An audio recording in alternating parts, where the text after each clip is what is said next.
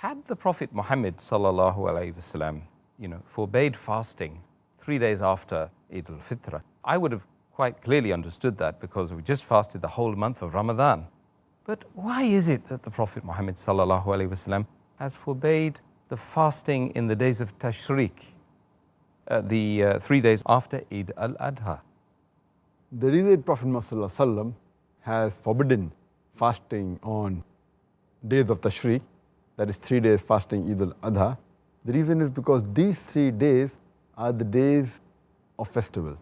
It's the days that the Muslims meet their families, meet their friends, meet their relatives, and they eat and they drink. So it's the days of festival. These 3 days specifically after Eidul Adha. And plus, we are also allowed to sacrifice the animal besides Eidul Adha even on the days of Tashreek. So it's 4 days of sacrifice. So imagine we sacrifice the animal and don't eat the meat.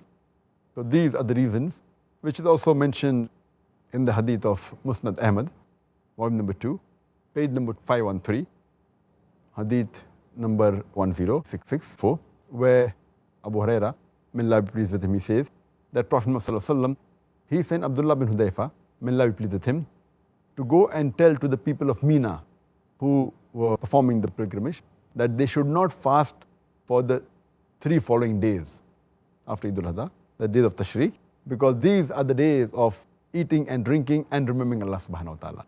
So based on that, since this guidance was given to the people who perform the pilgrimage, that the pilgrims, it's also understood that Muslims throughout the world, they should not fast on these 3 days of Tashreek.